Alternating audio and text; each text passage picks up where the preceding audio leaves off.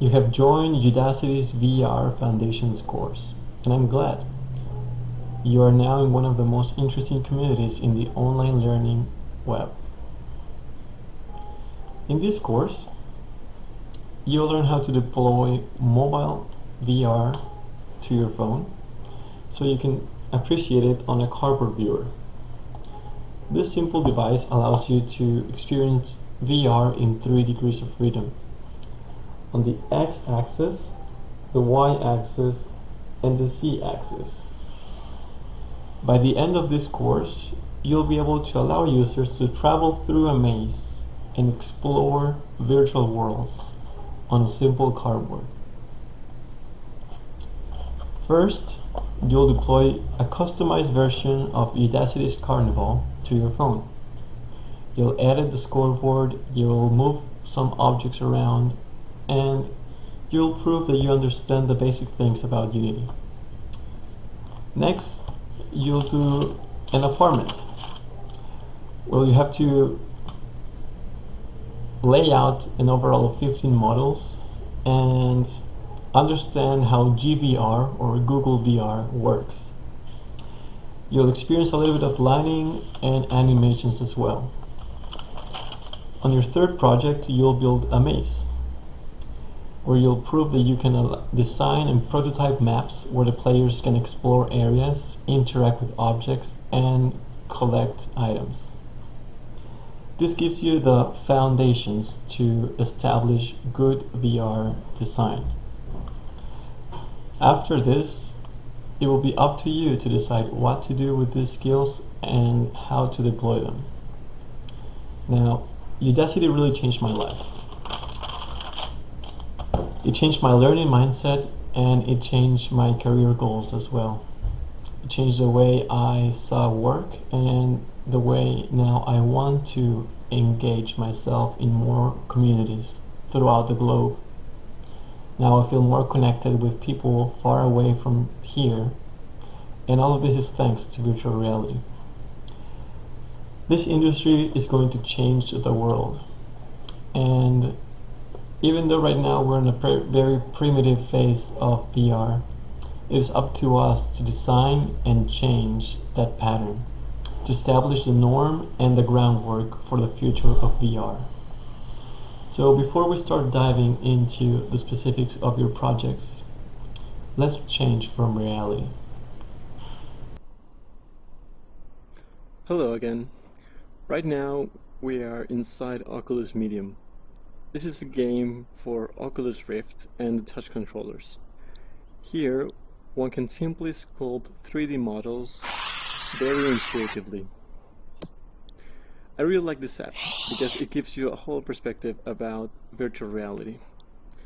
And one of the best things about this is one feature that we could use to come here and have an online chat with our avatars.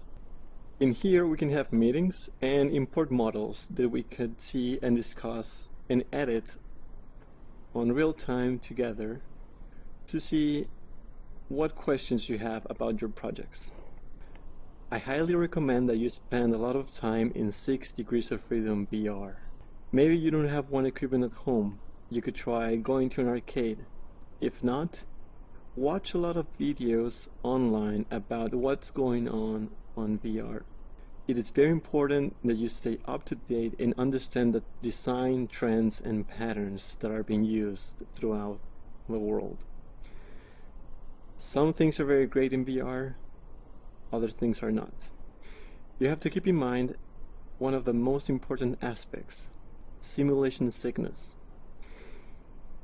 This is the first step to designing VR very good. Having that in mind, you will be able to keep the users more time or simply have a better time using your applications. If you manage to convey the message that you want to give without causing simulation sickness, you have done a very good design.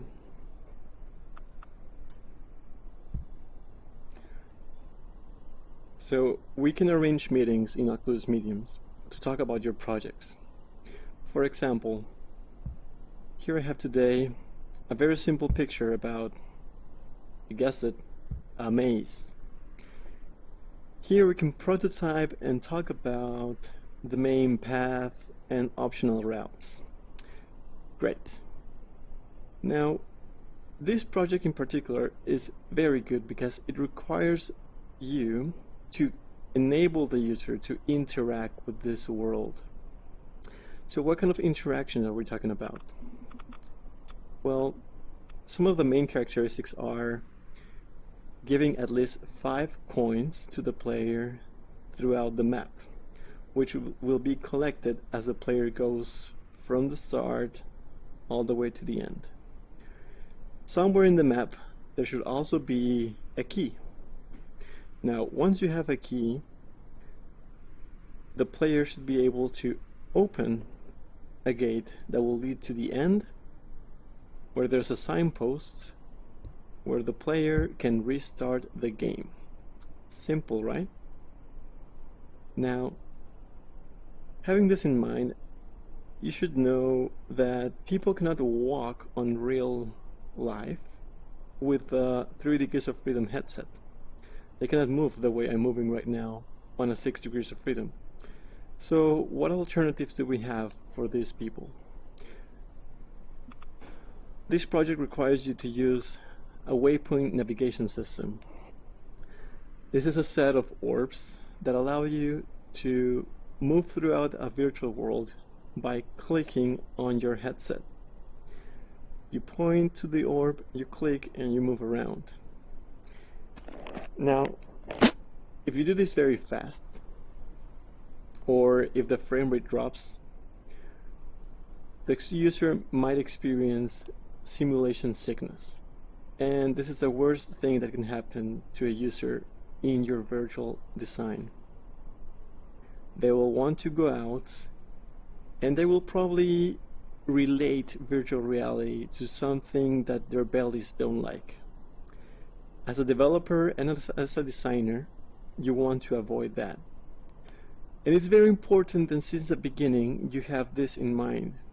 You need to understand that avoiding simulation sickness is one of the most important aspects of designing a good VR app. Now, why am I bringing this maze first? I want you to have in mind what you're going to be building at the end of this course. This might seem like a lot, and it's not. Actually, it's quite simple. It might be difficult to do it for a first time, but it's very interesting, fun, and also challenging. This is week 1, and there are many things you should look around Udacity's portal. There are a lot of career services and help that they provide you to build your professional portfolio and image, which is amazing. And if you follow all of their guidelines, trust me, you will get a lot of opportunities to work and to grow in this industry and wherever you want.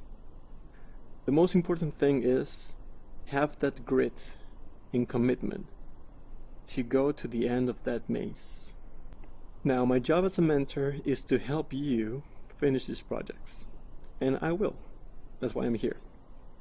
I wouldn't be here if it wasn't for all of the mentors that helped me when I was learning the Udacity VR Foundations course. On the forums, on video calls, or just emails. Their guiding was essential for me, and I hope that I can do the same for you. Udacity has done a great job in arranging everything for you to be very intuitive and easy to follow. They always tell you why you need to learn this project and what you will learn through the project creation. They even suggest an approach to systematically achieve your goal. Here's a task list of everything you need to do in order to complete the project and to make it in a very simple and intuitive way, following an order. Now, here you can find your project rubric, which is the outline of everything that the project must have in order to be accepted and completed. So the general requirements are that you follow a version of Unity and Google VR, you include some folders, and that you exclude some folders that Unity automatically creates. Always include a README file that describes your submission. And as I said sooner, there's a general functionality very simple for the maze. You design a maze where the player moves through a waypoint system. There are coins to be collected. There's a key that opens a door that leads to a signpost. Now, all of this has some scripts to work. For example, the coin should be collectible and should play an audio when collected. The key should do the same, and with a little bit more of scripting, it should unlock the door. Now, the door should have an initial state, which is being locked. It should be able to be unlocked, and there should be an audio and an animation to open the door. Now, this will lead you to the signpost where the player may restart the game, and you have achieved a full cycle game, which is great. We will talk more about the specifics of each project as time comes. Next week, we'll dive more into Udacity Carnival.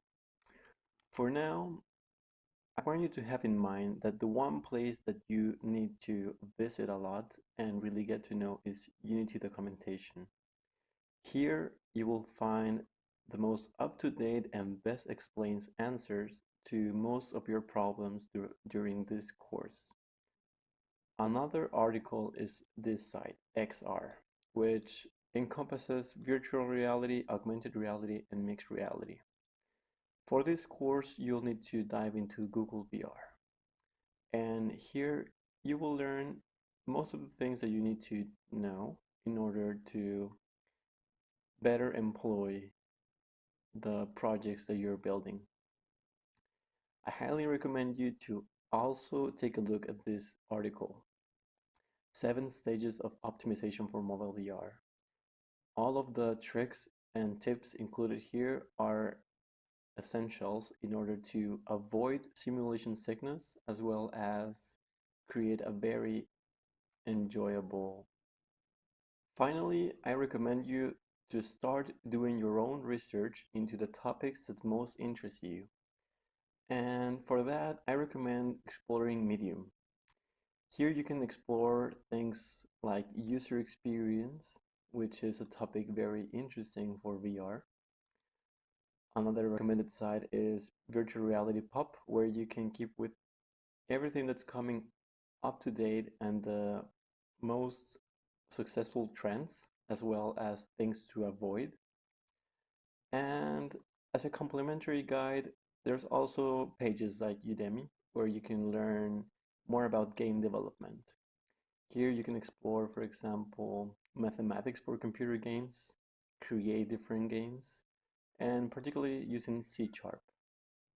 These are my tips for your first week. Now I want to hear more from you. I want to know why you got into VR, what aspects of the industry interest you the most, and what are you passionate about? What topics would you like to explore more? And anything that I can help you, please message me and I'll be here for you. See you soon.